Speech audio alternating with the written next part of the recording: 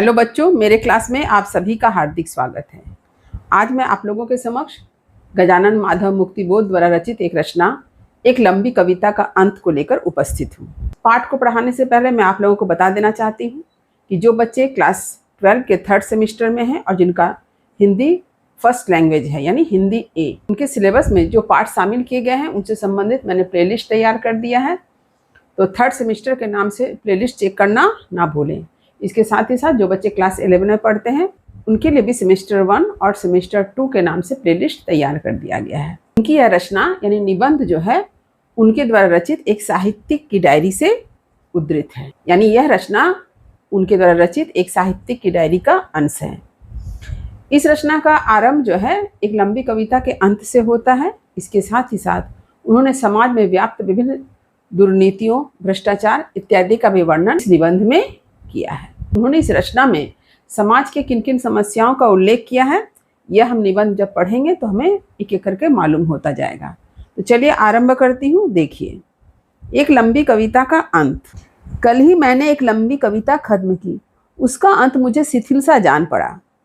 लेखक बतलाते हैं कि उन्होंने कल ही यानी बीते हुए कल में ही एक लंबी कविता लिखकर खत्म की, लेकिन उस कविता का अंत उन्हें बड़ा ही बोरियत सा महसूस होता है।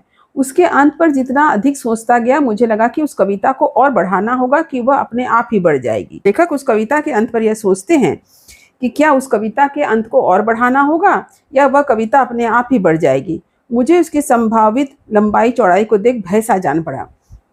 लेखक जो है भयभीत हो जाते हैं कि उन्होंने इतनी लंबी कविता लिख दी। तो लेखक जो है अपनी कविता की जो लंबाई चौड़ाई यानी उनकी कविता कितनी लंबी है, इसे देखकर उन्हें भय लगता है।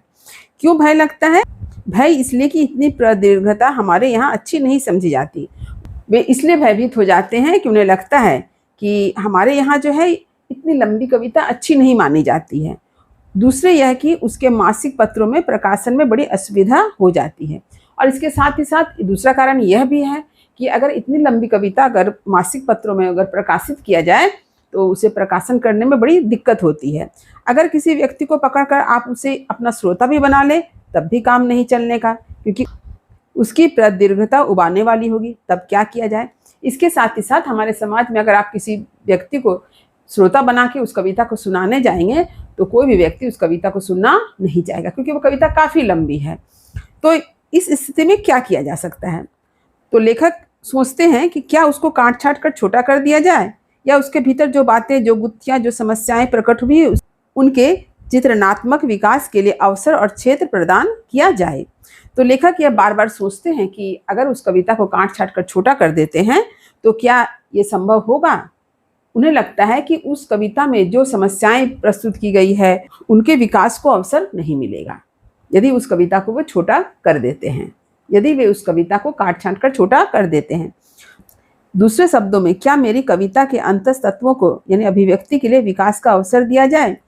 पुनः वे विचार करते हैं कि क्या मेरी कविता में मेरी भावनाएं जो अभिव्यक्त हुई है उन्हें विकसित होने का अवसर प्रदान किया जाए, यानी उनको विकास का अवसर दिया जाए, मौका दिया जाए।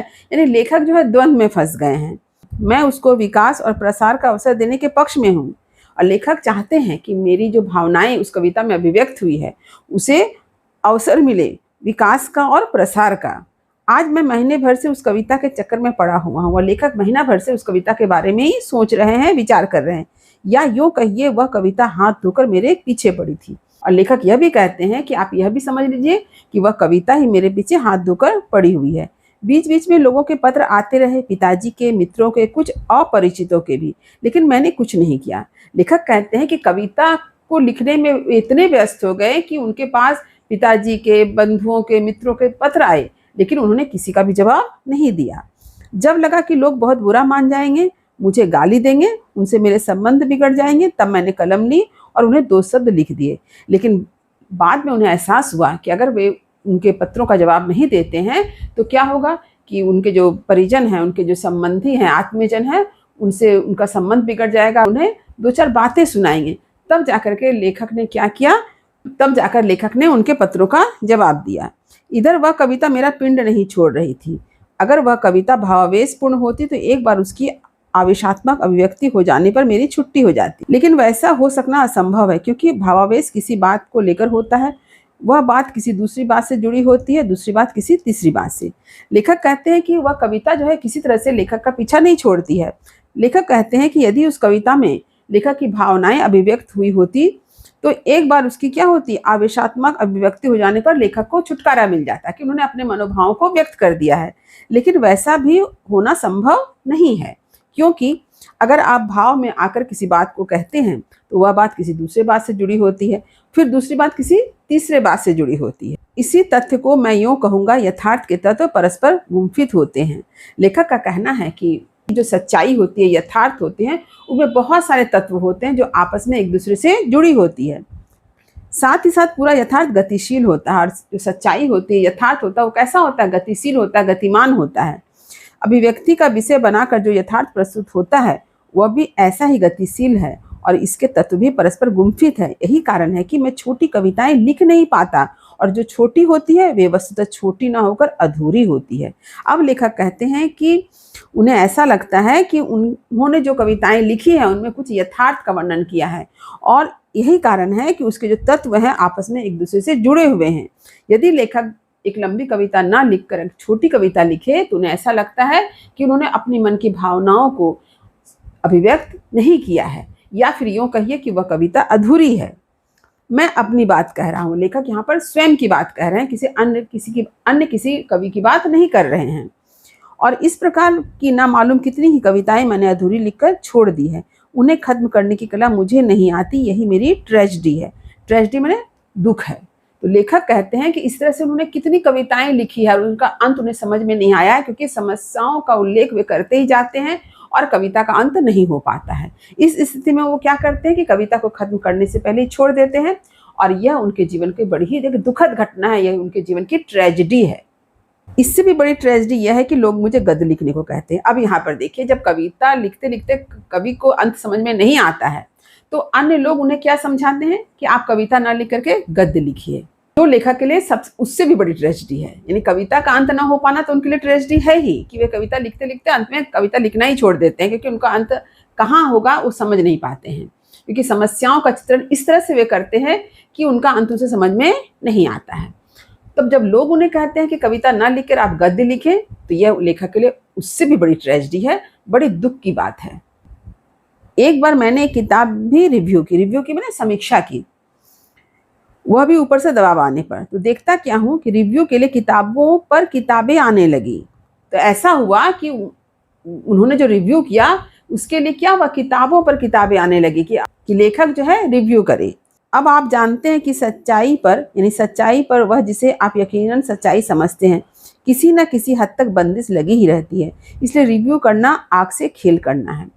तो लेखक कहते हैं कि रिव्यू करना इतना आसान कार्य नहीं है, क्योंकि आप जब रिव्यू करते हैं यानी आलोचना करते हैं, समीक्षा करते हैं, तो क्या बहुत सारी सच्चाई जो है वहाँ पर आपको बतलानी होती है, और इसलिए उन्हें लगता है कि यह कार्य कैसा है, आग से खेलने के समान है, जोखिम भरा कार्य है। मेरे कृपाशील अधिकारीगण, तो लेखक के ऊपर जो कृपा करने वाले जो अधिकारीगण हैं, यानी वे मेरे प्रगाढ़ मित्र भी हैं, उनके घनिष्ठ मित्र भी हैं, लेकिन लेखक नामक कार्यशील व्यक्ति को जंतु समझते हैं। उनके जो प्रगाढ़ मित्र हैं वे लेखक को क्या समझते हैं, एक जंतु की भांति समझते हैं। लेखकीय कार्य के प्रति उनके आस्था इस आस्था से निष्पन्न होती है कि मनुष्य को अपनी आर्थिक और भौतिक उन्नति के लिए कार्य करना चाहिए। तो वे लोग सोचते हैं कि लेखक को अगर कोई कार्य करना है तो ऐसा करे कि जिससे उनकी आर्थिक और भौतिक उन्नति हो, यानी उनसे कुछ आय हो, उन्हें कुछ अर्थ की प्राप्ति हो, धन की प्राप्ति हो।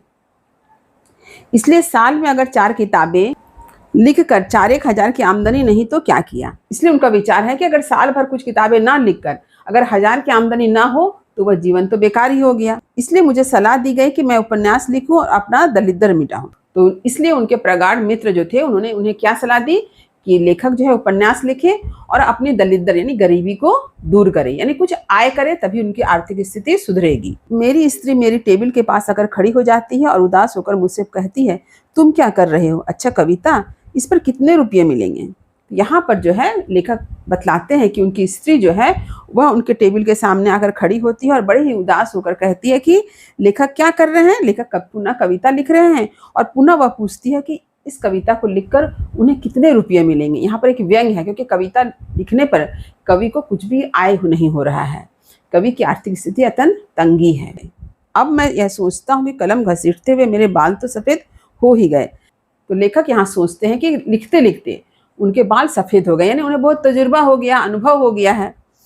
मेरे जीवन का यह अंतिम कार्यकाल चल रहा है, और यह भी समझ रहे हैं कि लिखते लिखते जो इतना समय बीत गया, उनके बाल सफ़ेद हो गए, यानी उन्हें इतना अनुभव प्राप्त हो गया। अब उनके लिखने का जो कार्यकाल है वह उसका अंतिम समय आ गया है, यानी उनके लिखने के कार्यकाल का अंतिम समय आ गया है, अंतिम पड़ाव आ गया है। तो मैं क्यों ना अपनी कविताओं का संशोधन परिशोधन करके उन्हें प्रकाशन योग्य रूप दे दूं। इसलिए लेखक क्या सोचते हैं कि उन्होंने जो कुछ रचनाएं अब तक लिखी है उसी का वो संशोधन करके इस तरह से उसे तैयार करें ताकि उसका प्रकाशन हो सके। लेकिन यह कविता है कि हाथ पांव पसारती जा रही है। लेकिन लेखक कहते हैं कि उन्होंने जो एक लंबी कविता लिखी है, ऐसा लग रहा है मानो वो अपना हाथ पर फैला रही है, यानी वो कविता लंबी होती जा रही है। और अब सुना है कि मुझे जल्दी एक कुंजी लिखने का काम मिलेगा। और लेखक कहते हैं कि अब उन्हें खबर मिली है कि उन्हें जल्दी एक कुंजी लिखने का भी कार्य मिलेगा। मेरी आर्थिक कठिनाई कुछ तो हल हो ही जाएगी। और लेखक सोचते हैं कि अगर वो कुंजी लिखेंगे तो उनकी आर्थिक स्थिति कुछ हद तक सुधर जाएगी, उसका समाधान हो जाएगा। इधर माता पिता भी आ रहे हैं, जरूरी है कि मैं लाभजनक कार्य हाथ में लूँ। और वे कहते हैं कि उनके घर कौन आ रहे हैं, माता पिता, तो इसलिए उन्हें तो पैसे कमाना ही होगा।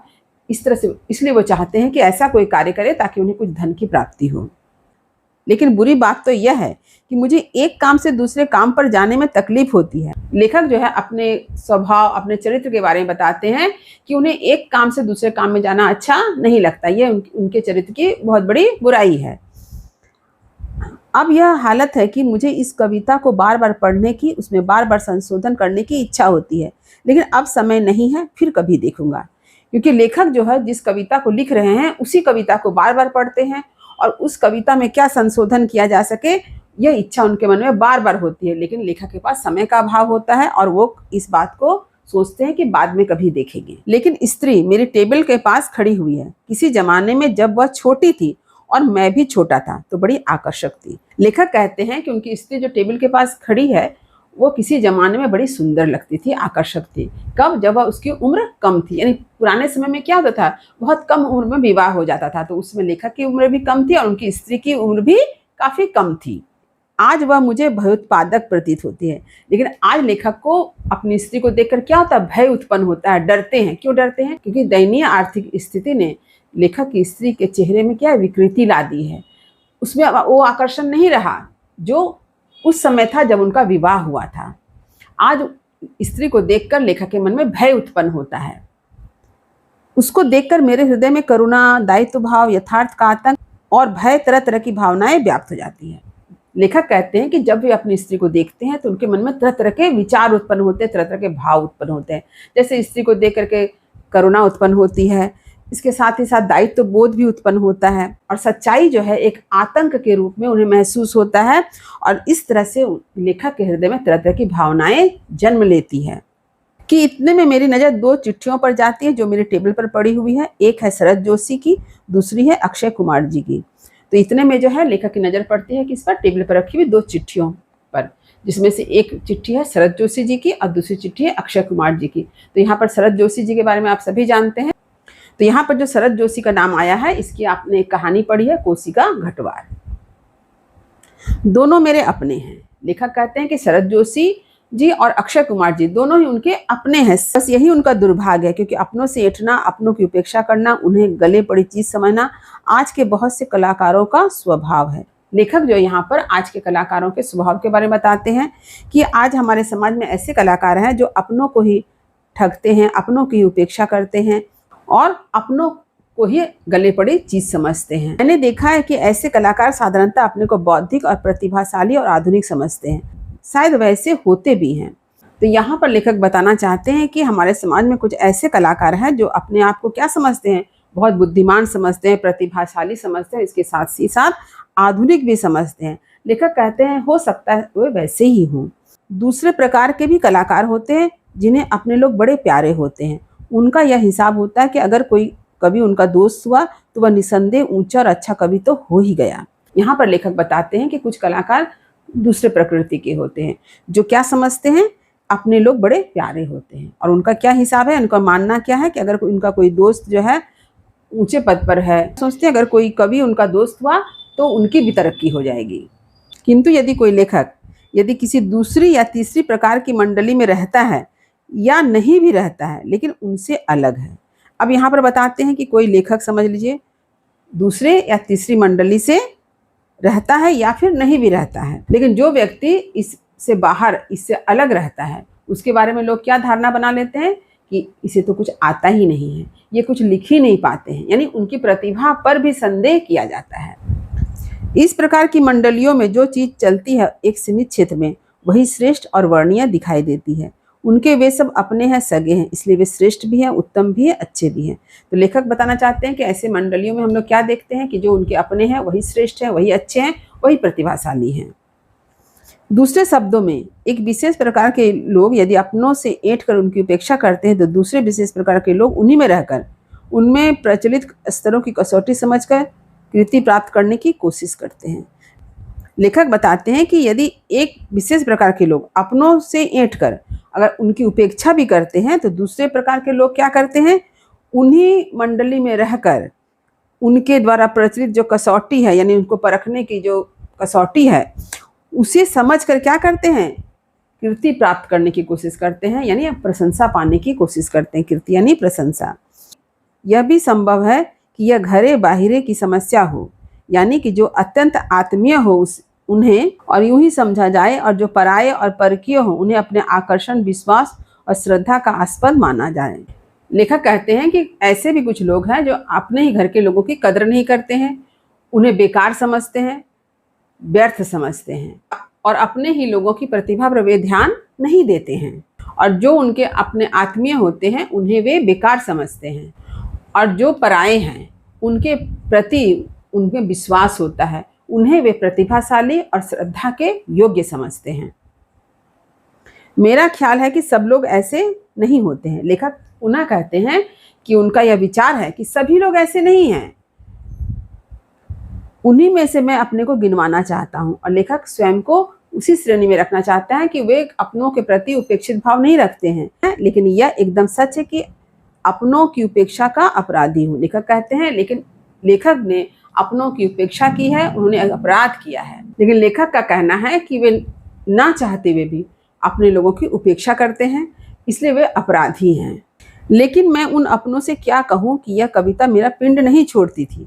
लेकिन लेखक अपनी सफाई में कहते हैं कि मैं उन्हें कैसे समझाऊं कि इस कविता ने मेरा पीछा छोड़ा ही नहीं था, तो मैं कैसे अपनों पर ध्यान देता, इसलिए मैंने अपनों की उपेक्षा की है। यह नहीं कि मैं उससे रात दिन चिपका हुआ था, क्योंकि वैसा असंभव है, वरन यह कि जब भी मैं देखता हूँ कि मेरे हाथ में काम आ गया है तो पाता है कि वह मेरी कविता है और कुछ नहीं। और लेखक कहते हैं कि ऐसी बात नहीं है कि वे अपने काम से हमेशा रात दिन चिपके रहे हैं, क्योंकि किसी के लिए भी यह संभव नहीं है। लेकिन लेखक कहना चाहते हैं कि जब उनके हाथ में कोई काम आ जाता है और वो देखते हैं कि वह उनकी कविता है और कुछ नहीं, तो ऐसे स्थिति में क्या होता है, उनका पूरा ध्यान उस कविता पर चला जाता है। मैंने ना मालूम कितने ही महीने और वर्ष उन जैसी पर खर्च किए हैं और उनसे मुझे कुछ नहीं मिला, न धर्म, न अर्थ, न काम, न मोक्ष। लेखक कहते हैं कि ऐसी कविताओं को लिखने में उनका ना जाने कितना समय व्यतीत हो गया, कितने वर्ष बीत गए, कितने महीने बीत गए, लेकिन यह कार्य करके उन्हें कुछ भी हासिल नहीं हुआ। ना ही उन्हें धर्म मिला, ना अर्थ मिला, ना काम, ना मोक्ष, यानी किसी प्रकार से उनको लाभ नहीं हुआ। कुछ पागल लोग कीमियागर यानी एल्केमिस्ट लोहे को सोना बनाने की फिक्र में लगातार काम करते हुए नष्ट हो गए। कुछ दूसरे ढंग के पागल जमीन में गड़े खजाने को खोजने और कभी भी न पा सकने में इतना मशगूल रहे कि उनकी फैमिली ने, समाज ने, जमाने ने उन्हें बेवकूफ़ करार दिया। कई तरह के पागल हुआ करते हैं और मुझे अब समझ में आने लगा है, हो न हो मैं भी उसी श्रेणी में गिने जाने के योग्य हूँ, लेकिन नहीं, मैं फिर से समझदार बनने की कोशिश करूँगा और गद्य लिखूँगा। लेखक यहाँ पर उदाहरण देते हैं कि हमारे समाज में कई तरह के लोग होते हैं जिन्हें हम लोग पागल कहते हैं, और इन पागलों की श्रेणी है। जैसे एक श्रेणी ऐसी है जो लोहे को सोना बनाने के फिक्र में क्या करिए लगातार कार्य कर रही है। दूसरे तरह के लोग ऐसे हैं जो जमीन में गड़े हुए सोना को खोजने में अपना समय बिता रहे हैं, और इस तरह से उन्होंने अपने परिवार पर ध्यान नहीं दिया है और परिवार वालों ने उन्हें क्या बताया, बेवकूफ़ बता दिया। लेखक कहते हैं कि इस तरह से कई तरह के पागल हुए हैं, अब उन्हें समझ में आ रहा, और लेखक कहते हैं कि वे भी इसी पागलों की श्रेणी में हैं। पुनः वे कहते हैं कि अब वे कोशिश कर रहे हैं समझदार बनने की, और यह सोचते हैं कि अब वह कविता न लिखकर क्या लिखेंगे, गद्य लिखेंगे। मैंने इस ओर काम भी शुरू कर दिया, लेकिन क्या बताऊं कि एक चीज है जिसका नाम है धुन, जिसका नाम है लौ। ये शब्द आधुनिक नहीं है, फिर भी उनके अर्थ का अस्तित्व आज भी विराजमान है। वह मुझे कविता की ओर ले जाती है, लेकिन मैं वचन देता हूँ कि मैं कविता नहीं बल्कि गद्य लिखूंगा। इससे मुझे आमदनी भी हो सकेगी और कुछ यश भी बढ़ेगा। लेखक बार बार कोशिश करते हैं कि वे क्या करेंगे, गद्य लिखेंगे, लेकिन होता क्या है, उनके भीतर जो चीज है धुन और लौ, ये सब जो है आधुनिक नहीं है, ये जमाने से चला आ रहा है कि व्यक्ति के अंदर क्या होता है, कुछ करने का जुनून होता है, जिसको हम लोग कह रहे हैं धुन। इसका अर्थ जो है पुराने समय से लेकर आज तक विद्यमान है। लेखक कहते हैं ये जो धुन या जोश कहिए, ये उन्हें किस ओर ले जाती है, कविता लिखने की ओर ले जाती है। लेकिन लेखक कहते हैं कि वे वचन देते हैं कि अब वे कविता नहीं लिखेंगे बल्कि क्या लिखेंगे, गद्य लिखेंगे। इससे क्या होगा, उनकी आमदनी भी होगी और उनका यश भी बढ़ेगा। यानी यश यानी उनकी प्रशंसा कहिए, कीर्ति कहिए। यश यानी कीर्ति या प्रशंसा, यानी इसका अर्थ यह हुआ कि जब वे गद्य लिखेंगे तो उन्हें धन की भी प्राप्ति होगी और उनका नाम भी होगा। मैंने सोचा कि मैं हर कविता पर एक कहानी लिखूं। लेखक का कहना है कि उन्होंने जितनी कविताएं लिखी है, क्यों नहीं उस कविता पर ही कहानी लिखा जाए। क्या यह असंभव है? लेखक पुनः प्रश्न करते हैं कि क्या यह कार्य असंभव होगा? फिर वे कहते हैं कि साफ बता दूं कि मैंने वैसा कभी भी करके नहीं देखा है, फिर भी सोचता हूं कि वैसा करूं। लेखक ने कभी ऐसा कार्य नहीं किया है कि किसी कविता पर उन्होंने कहानी लिखी हो, लेकिन पुनः वे सोचते हैं कि यह कार्य वो करके देखेंगे। क्यों? अब क्या बताऊं कि इस तरह मुझे गद्य लिखने की आदत तो पड़ जाएगी। पुनः वह सवाल करते हैं कि आखिर वे ऐसा क्यों करेंगे, और उसका जवाब वे पुनः खुद ही देते हैं कि अगर वे ऐसा करेंगे तो उनको क्या होगी, गद्य लिखने की आदत पड़ जाएगी। लेकिन उससे भी बड़ी बात यह होगी कि अगर कविता नहीं तो कविता की आत्मा को कहानी के रूप में ही क्यों न सही मान्यता प्रदान करा सकूंगा, यह मेरी अभिलाषा है।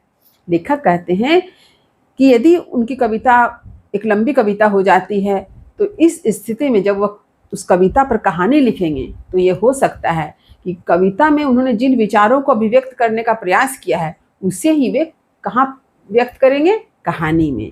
इससे क्या होगा, उनके विचारों को मान्यता प्राप्त होगी, और यही उनकी अभिलाषा है, यानी इच्छा है। यह सही है कि मेरी कविता आधुनिकतावादी है, घनघोर है। लेखक कहते हैं कि यह सत्य है कि मेरी कविता जो है आधुनिक विचारों से परिपूर्ण है, लेकिन मैं आधुनिकतावादियों में भी पुराना हो रहा हूं, अब जल्दी ही खुर्राट हो जाऊंगा। लेकिन लेखक का कहना है कि आधुनिक कवियों में वे आज क्या है, पुराने हो गए हैं, लेकिन जल्द ही वे क्या हो जाएंगे, अनुभवी हो जाएंगे। मेरे जैसे बहुत से पुराने नयों से भयभीत है, डर के मारे अपने पुराने कुर्तों को उतारकर नया बुस्कोट धारण कर रहे हैं। लेखक का कहना है कि उनके तरह ही बहुत सारे जो लेखक हैं, कवि हैं, वे क्या है, नए कवि लेखक से भयभीत हैं, डर रहे हैं, और क्या कर रहे हैं, डर के मारे अपने पुराने कुर्तों को छोड़कर नए कवियों की तरह, नए लेखकों की तरह क्या कर रहे हैं, बुस्कोट पहन रहे हैं, यानी शर्ट कोट पहन रहे हैं। आज से कोई 25-30 साल पहले यह हालत थी कि नया लड़का भी मूछे वूछे रखकर और दूसरे तौर तरीकों से अपने को बुजुर्ग जैसा गंभीर बनाए रखना चाहता था। लेखक कहते हैं कि आज से 25-30 साल पहले क्या होता था, कोई अगर नया कवि है, नया लेखक है, तो वह अपने आप को गंभीर दिखलाने के लिए दाढ़ी मूछ रखता था और बुजुर्गों के तौर तरीका को अपना करके अपने आप को एक अनुभवी कलाकार के रूप में प्रस्तुत करता था। आज हालत यह है कि बुजुर्ग भी बालक बनना चाहते हैं और चपल चंचलता सूचित करने के लिए उसी तरह की पोशाक भी धारण करते हैं। लेकिन आज परिस्थिति बदल गई है। आज जितने बुजुर्ग कलाकार हैं, कवि हैं, लेखक हैं, वे क्या कर रहे हैं, नए कवि और लेखकों के जो वेशभूषा है उनको धारण करते हैं और उनके अनुरूप बनना चाहते हैं, उनकी वेशभूषा धारण करते हैं, उनके तौर तरीके को अपनाते हैं। इसका कारण था, पहले समाज और परिवार पर बुजुर्गों का वजन था, आज नवयुवकों और बालकों का जोर है। इसके पीछे जो है लेखक कारण बतलाते हैं कि पहले जो था हमारे समाज में, हमारे घर परिवार में कहिए, किसका दबदबा था, बुजुर्गों का दबदबा था। लेकिन आज क्या हो गया है, वर्तमान समय में जो नवयुवक हैं उनका दबदबा है। 2-1 साल पहले मैं यूपी गया हुआ था, वहां जाकर देखता क्या हूँ, एक स्वनामधन्य अत्याधुनिक महानुभाव दुखी हैं। पूछने पर पता चला कि वे नई पीढ़ी के कारनामों से पीड़ित हैं। जब मैंने उनकी कहानी सुनी तो मुझे भी पीड़ा हुई। लेखक बताते हैं कि 2-1 साल पहले कहाँ गए थे, यूपी गए थे। वहां जाकर देखते हैं कि नामी अत्याधुनिक जो है महानुभाव व्यक्ति जो है वो अत्यंत दुखी हैं, और जब उनसे दुख का कारण पूछा गया तो उन्होंने बताया कि नई पीढ़ी के जो कारनामे हैं, उनके जो कार्य हैं उनसे वे दुखी हैं। और जब लेखक को उन्होंने अपनी पूरी कहानी सुनाई तो लेखक भी अत्यंत दुखी हुए। लेकिन सवाल यह है कि अगर समाज और परिवार पर बुजुर्गों का वजन नहीं है तो आज मुख्यतः वे स्वयं दोषी और अपराधी हैं। स्वयं वे कहीं चूक गए इसलिए मात खा गए। लेखक का कहना है कि यदि हमारे समाज में और परिवार में अगर आज बुजुर्गों का दबदबा नहीं है तो इसका कारण क्या है? वे स्वयं हैं। वे स्वयं दोषी और अपराधी हैं। वे कहीं ना कहीं चूक गए हैं और इसलिए वे हार गए हैं। इसलिए वे नई पीढ़ी से हार खा गए हैं, मात खा गए हैं। मेरा अपना विचार है कि जिस भ्रष्टाचार, अवसरवादिता और अनाचार से आज हमारा समाज व्यथित है उसका सूत्रपात बुजुर्गों ने किया था। लेखक यहाँ पर जो है समाज में फैले हुए भ्रष्टाचार की ओर इशारा करते हैं। लेखक का कहना है कि आज हम समाज में भ्रष्टाचार, अवसरवादिता यानी मौका परस्ती, अनाचार को जो देख रहे हैं उसका आरंभ किसने किया है? हमारे बुजुर्गों ने ही किया है। स्वाधीनता प्राप्ति के उपरांत भारत में दिल्ली से लेकर प्रांतीय राजधानियों तक भ्रष्टाचार और अवसरवादिता के जो दृश्य दिखाई दिए उनमें बुजुर्गों का बहुत बड़ा हाथ था। लेखक का कहना है कि जब हमारा देश आज़ाद हुआ था तो उसके बाद दिल्ली से लेकर के अन्य जो देश में जो बड़ी बड़ी राजधानियां हैं वहां तक जो हम देखते हैं भ्रष्टाचार और अवसरवादिता, इसके पीछे किसका हाथ था? हमारे बुजुर्गों का हाथ था। उन्होंने ही इन्हें बढ़ावा दिया है। अगर हमारे बुजुर्गों पर नए तरुणों की श्रद्धा नहीं रही तो इसका कारण यह नहीं कि वे अनास्थावादी, वरन यह कि हमारे बुजुर्ग श्रद्धास्पद नहीं रहे। तो लेखक का कहना है कि आज अगर हम नई पीढ़ी के मन में अपने बुजुर्गों के प्रति सम्मान की भावना नहीं देखते हैं तो इसका कारण ये नहीं है कि नई पीढ़ी के लोग जो हैं अपने बड़ों का अपमान करते हैं, उनके प्रति सम्मान नहीं करते हैं, बल्कि हमारे बुजुर्गों ने ही ऐसा कार्य किया है जिसके कारण हमारे नई पीढ़ी के मन में क्या है? बुजुर्गों के प्रति सम्मान की भावना ही नहीं है, श्रद्धा की भावना ही नहीं रही। और अगर हमारे युवक अनास्थावादी हैं तो भी कोई बुराई नहीं, क्योंकि अनास्था का जन्म आस्था से ही होता है। लेखक कहते हैं कि अगर हमारे नवयुवक जो हमारे देश की नई पीढ़ी हैं अगर वे अनास्थावादी हैं, अगर उनके मन में किसी के प्रति विश्वास नहीं है तो इसमें कोई बुराई नहीं है, क्योंकि ये जो अनास्था है यानी अविश्वास का जन्म किससे होता? आस्था यानी विश्वास से ही होता है। अनास्था आस्था की पुत्री है, यानी अविश्वास का जन्म विश्वास से ही होता है। फर्क यह है कि आज के पहले दर्शकों के सामने रंगमंच पर आस्था नाटक खेला करती थी और अनास्था न्यायपत्र में सूत्र संचालन करती थी। जैसे कि रंगमंच होता है, उस रंगमंच में जो पात्र होते हैं पर्दे के सामने होते हैं और सूत्रधार जो होता है पर्दे के पीछे होता है। लेखक बताना चाहते हैं कि आज से पहले दर्शकों के सामने रंगमंच पर क्या था? आस्था थी और अनास्था पर्दे के पीछे थी। कहने का अर्थ है कि लोगों के मन में अनास्था का भाव था, लेकिन वे अपने आप को दिखाते थे कि उनके मन में बहुत विश्वास है। तो आजकल रंगमंच पर अनास्था नाटक करती है और आस्था न्यायपत्र में बैठकर सूत्र संचालन करती है। लेकिन वर्तमान समय में हम लोग क्या देखते हैं कि नवयुवक के हृदय में जो वर्तमान परिस्थिति के प्रति जो क्या अनास्था भाव है, भले ही उनके हृदय में विश्वास हो, आस्था हो, लेकिन वो प्रकट क्या करते हैं? अनास्था प्रकट करते हैं। लेखक बताना चाहते हैं कि उस समय और आज के समय में क्या अंतर है। उस समय लोगों के मन में, लेखक कहते हैं कि उस जमाने और आज के जमाने में सिर्फ यही अंतर है कि उस समय लोग बाहरी रूप से आस्था का दिखावा करते थे, ऊपर से वे अपने आप को बहुत अच्छा बतलाते थे, सदाचारी बतलाते थे, भले ही उनके मन में अनास्था हो, अविश्वास हो। लेकिन आज हम लोग समाज में क्या इसका ठीक उल्टा देखते हैं, इसके विपरीत देखते हैं।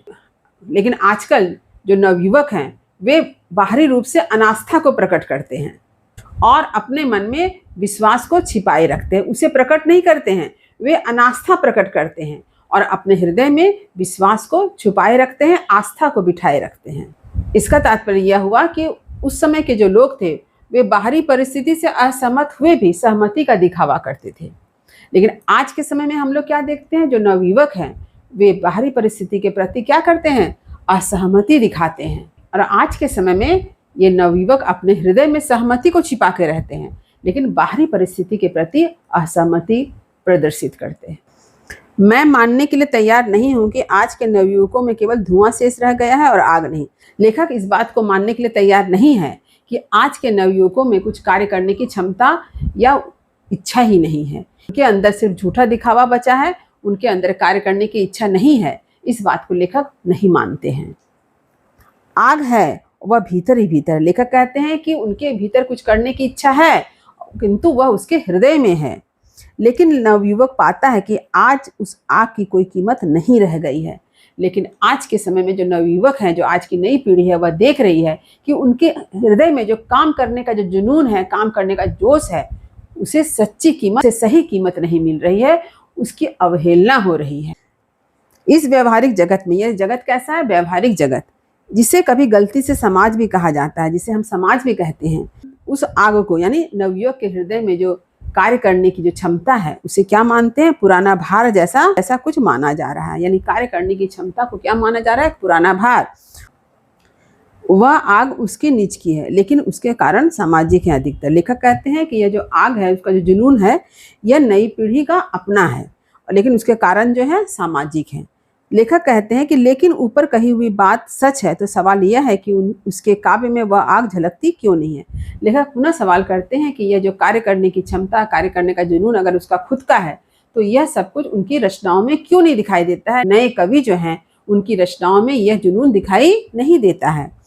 प्रश्न स्वाभाविक है, और प्रश्न जो है अत्यंत स्वाभाविक ही है। इसका उत्तर इस प्रकार से दिया जा सकता है। बुजुर्गों ने, सत्ताधारियों ने, समाज संचालकों ने, आर्थिक शक्ति से संपन्न वर्गों ने समाज के प्रत्येक स्तर पर प्रकट और अप्रकट, सूक्ष्म और स्थूल भ्रष्टाचार का विधान कर रखा है। अब लेखक यहाँ पर इस बात का जवाब देते हैं। क्या जवाब देते हैं?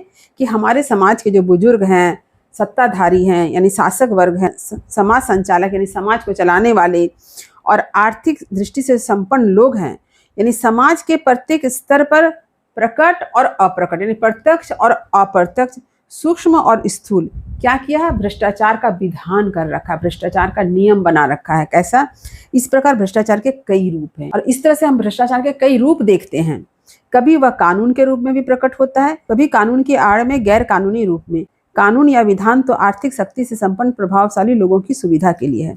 लेखक बताना चाहते हैं कि हमारे समाज में भ्रष्टाचार के कई रूप हैं। हमारे समाज के जो संपन्न वर्ग हैं, सत्ताधारी वर्ग हैं, जो समाज के संचालक हैं, ये लोग क्या करते हैं? अपने सुविधा के लिए, अपने लाभ के लिए क्या करते हैं? नियम बनाते हैं। वे जिस बात से सहमत हैं, उसी बात को समाज के सामने रखते हैं, और उसके द्वारा ही समाज में क्या होता है? भ्रष्टाचार फैलता है। तो हमारे समाज के जो सत्ताधारी वर्ग हैं, शक्तिशाली वर्ग हैं, समाज संचालक हैं, इन लोगों ने ही भ्रष्टाचार को जन्म दिया है। कभी वे अपने नियमों को कानून का रूप देते हैं, और कभी वे कानून के आड़ में गैर कानूनी काम करते हैं। कानून या नियम तो आर्थिक शक्ति से संपन्न प्रभावशाली लोगों की सुविधा के लिए है। लेखक का कहना है कि हमारे समाज में जितने भी नियम बनाए गए, जितने भी कानून बनाए गए, वो किसके पक्ष में हैं? जो सत्ताधारी वर्ग हैं, जो संपन्न लोग हैं, जो समाज संचालक हैं, उन लोगों के सुविधा के लिए, उनके पक्ष में ही कानून को बनाया जाता है। किसी गरीब असहाय के पक्ष में कोई कानून का निर्माण नहीं होता है। तो इस प्रकार के वातावरण में फिट होने के लिए हमारी समझदारी का यह तकाजा होता है कि किसी न किसी तरह शैतान से समझौता करके गधे को भी काका कहो। तो लेखक का कहना है कि जब हमारे समाज में इस तरह से भ्रष्टाचार चारों तरफ से फैला हुआ है, भ्रष्टाचार का बोलबाला है, तो हमारी समझदारी किसमें है? कि हम जो हैं क्या करें?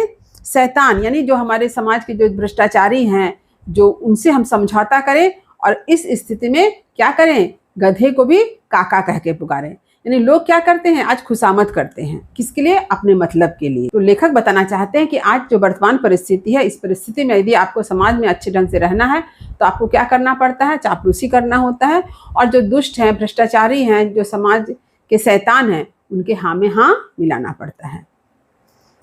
बड़े बड़े आदर्शवादी आज रावण के यहाँ पानी भरते हैं और हाँ में हाँ मिलाते हैं। ऐसा भी देखा जाता है, जो बड़े बड़े आदर्श की बात करते हैं, ऐसे ही लोग क्या कर रहे हैं? जो रावण जैसे दुष्ट के घर में पानी भर रहे हैं, यानी उनके अधीन रहकर कार्य कर रहे हैं, और हाँ में हाँ मिलाते हैं, और उसी दुष्ट और शैतान के हाँ में हाँ मिलाने का कार्य करते हैं। बड़े प्रगतिशील महानुभव भी इसी मर्ज में गिरफ्तार हैं, और हमारे समाज के जो प्रोग्रेसिव यानी प्रगतिशील जो व्यक्ति हैं, वे भी इसी बीमारी के शिकार हैं। जो व्यक्ति रावण के यहाँ पानी भरने से इनकार करता है, उसके बच्चे मारे मारे फिरते हैं। लेखक बताना चाहते हैं कि हमारे समाज में ऐसी स्थिति है कि जो व्यक्ति इन भ्रष्टाचारियों के, इन शैतानों के पक्ष में नहीं होता है, उनकी दुर्दशा होती है, उनके बच्चे भूखे मारे मारे फिरते हैं। आपने एक कविता पढ़ी होगी क्लास 10 में, रामदास कविता, जिसमें कवि ने बताया है कि किस तरह से रामदास की दिन दहाड़े हत्या कर दी गई।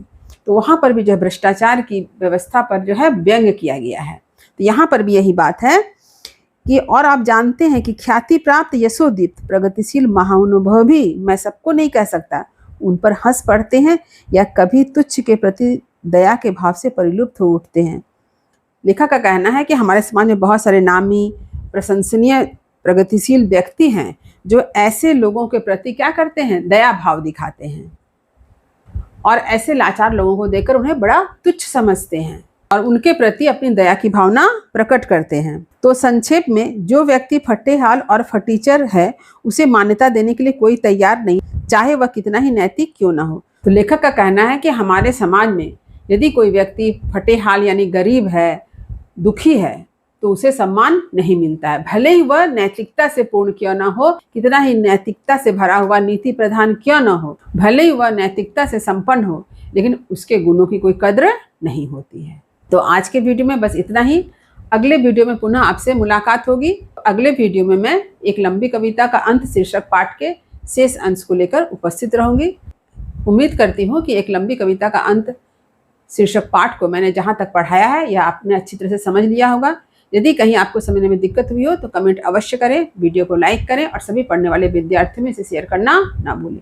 और जो बच्चे मेरे चैनल पर नए हैं वे चैनल को सब्सक्राइब जरूर कर लें ताकि हर नए वीडियो का नोटिफिकेशन आपको समय पर मिल सके। तब तक पढ़ते रहिए, जीवन में आगे बढ़ते रहिए। अगले वीडियो में आपसे पुनः मुलाकात होगी। शुभकामनाओं के साथ, धन्यवाद।